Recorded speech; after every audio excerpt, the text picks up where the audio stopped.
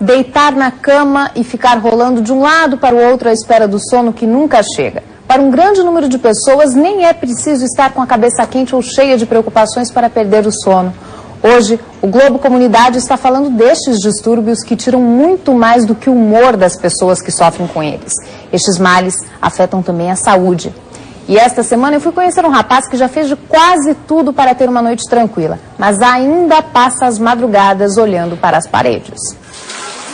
É tarde, mas a cara de disposição de Tiago é de alguém que não está nem um pouco cansado.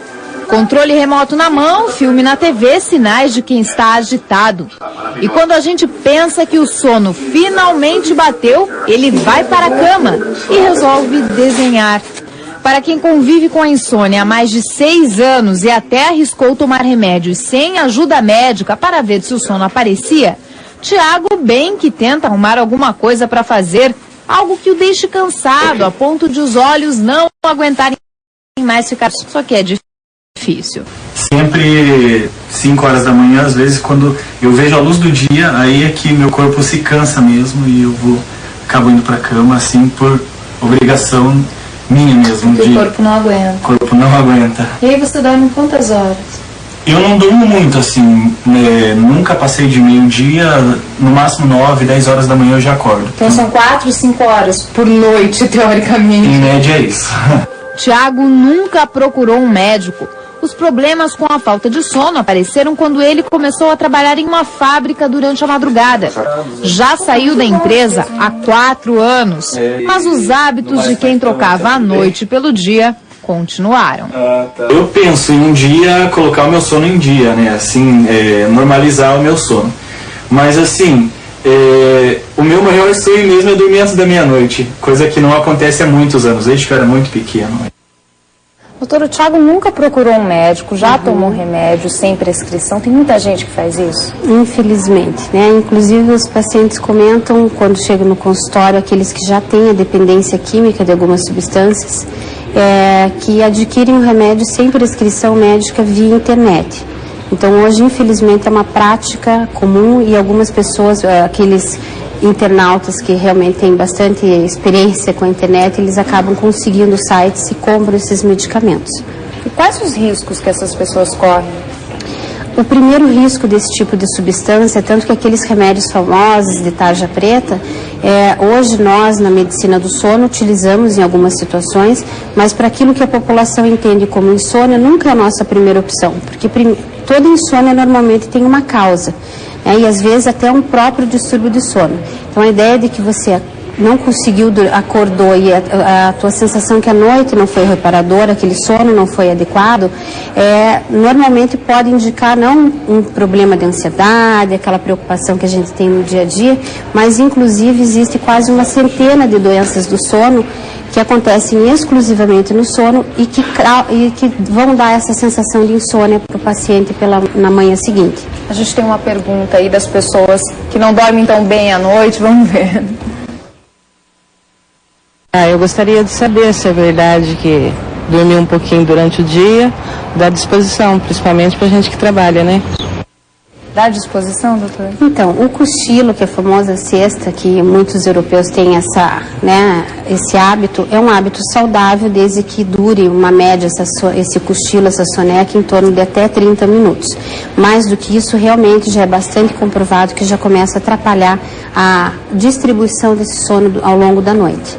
É perigoso, né? Às vezes a pessoa não dorme à noite e resolve dormir durante o dia e na outra noite não vai dormir. Ah, bom. A questão daquele cochilo no dia seguinte ou tentar repor a noite que não foi dormida, esse não é o adequado. O que é adequado e que pode... curtinho, de 15, 20, são pessoas que têm, após o almoço, o hábito de fazer aquela cesta e realmente isso é saudável.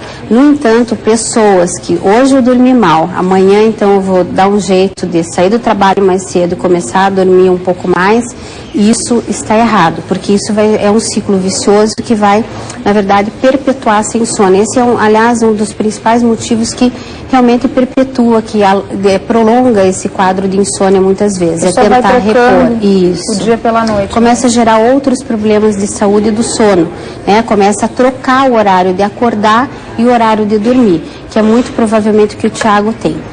Que é um problema do ritmo circadiano ao longo das 24 horas, ele trocou o dia pela noite. Então esse é um dos problemas de sono até bastante prevalente e mais comum na população jovem. O corpo demora para se adaptar? O Thiago já saiu da empresa faz 2 anos. Demora muito para que ele volte a se acostumar em dormir à noite mesmo? Então, porque no caso do Thiago, ele está tendo alguns hábitos que não são adequados, né?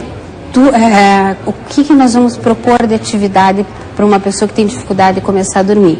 Nunca é a televisão. Se é a televisão, é um programa daqueles que a gente não presta muita atenção, de vendas, eventualmente alguma coisa que você... Que dê sono. Isso.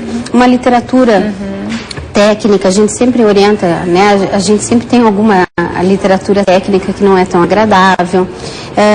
E realmente o ambiente de dormir é para o quarto exclusivamente para dormir. Então, chegou ao quarto, 20 minutos depois não conseguiu dormir, tem que levantar da cama, senão o próprio ambiente do quarto tem uma conotação negativa.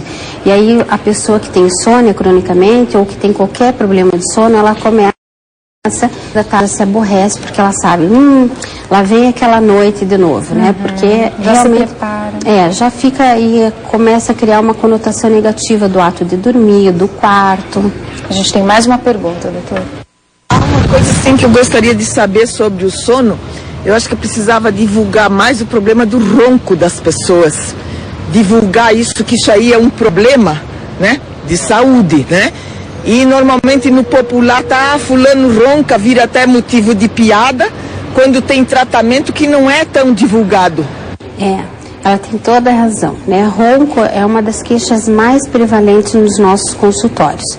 A gente e atrás do ronco, 85% dos roncadores vão ter um problema respiratório durante a noite, que é uma doença que nós chamamos de síndrome da apneia e hipopneia do sono.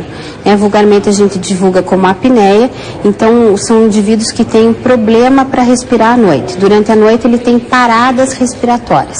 Então, a cada parada, normalmente, o que acontece? Ele tem despertares durante a noite, mas que ele nem é consciente disso. Então, ele vai acordar pela manhã com a sensação de muito cansaço e durante o dia, normalmente, eles têm bastante sonolência. Tem cura o ronco? Tem.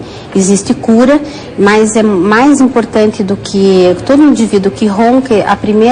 Hoje os médicos já são bastante orientados, a gente precisa primeiro afastar que ele não tem um problema respiratório. Atrás desse problema respiratório, quem tem essa apneia do sono tem mais risco de infarto agudo do miocárdio, mais risco de derrames e mais risco de hipertensão arterial sistêmica. Então é uma doença que causa várias outras doenças de impacto bastante importante na saúde. Não é motivo de piada, é coisa séria. É bem sério.